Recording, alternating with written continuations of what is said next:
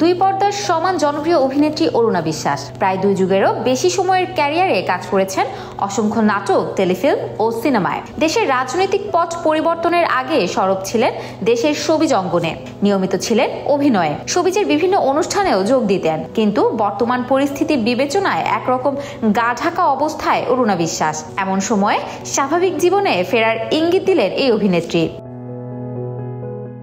মূলত জুলাই আন্দোলন ঘিরে জোর বিতর্কে জড়ানো অরুণা বিশ্বাস, কারণ আওয়ামীপন্থী শিল্পী কলাকুশলীদের মধ্যে অন্যতম ছিলেন এই অভিনেত্রী। জুলাই আন্দোলনের সময় ছাত্রদের দমাতে আলো আসবেই নামের একটি হোয়াটসঅ্যাপে গ্রুপ খোলা হয়, যেখানে যুক্ত ছিলেন অরুণা বিশ্বাস। আর সেখানে তার পরামর্শ ছিল ছাত্রদের ওপর গরম পানি ছিটানোর। এসব কথার স্ক্রিনশট ভাইরাল হলে তীব্র সমালোচনা সৃষ্টি হয় অভিনেত্রীকে ঘিরে।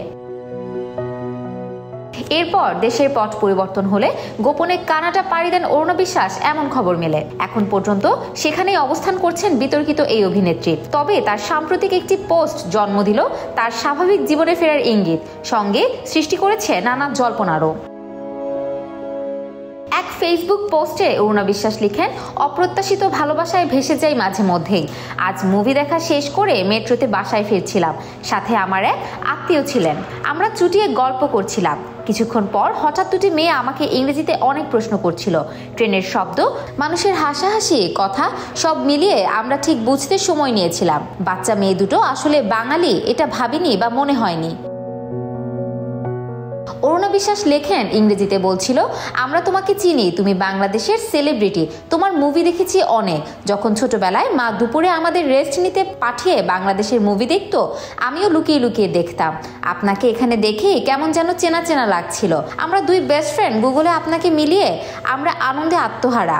আপনি এখনো এত প্রিটি কিভাবে? আসলে এমন অভিজ্ঞতা হয়তো কম বেশি সব সেলিব্রিটিদেরই হয়, আমারও বহুবার হয়েছে। আজকে ওরা যেভাবে চিৎকার করছিল, মেট্রোর সবাই দেখছিল, ছবি তোলা, আর সবাই অবাক হয়ে তাকাচ্ছিল। সবশেষে অরুণা লেখেন, আমার কত যে আনন্দ হচ্ছিল, নিজেকে সম্মানিত মনে হচ্ছিল, আর মনে হলো আবার ফিরতে হবে আমার জায়গায়, যেই জায়গা একান্তই আমার। মানুষের ভালোবাসা আর ভালোবাসা, আমার ছোট ছোট পাওয়া অনেক পাওয়ার মতো। বহু বছর আগে থেকেই তিনি কানাডার নাগরিকত্ব পেয়েছেন। সেখানে শুধু তিনি একাই নন, তার মা, ছেলে, ভাই ও তার পরিবার স্থায়ীভাবে বসবাস করেন। কানাডা থাকলেও দেশ এবং দেশের শোবিজের খোঁজ খবর নিয়মিত রাখেন অরুণা বিশ্বাস।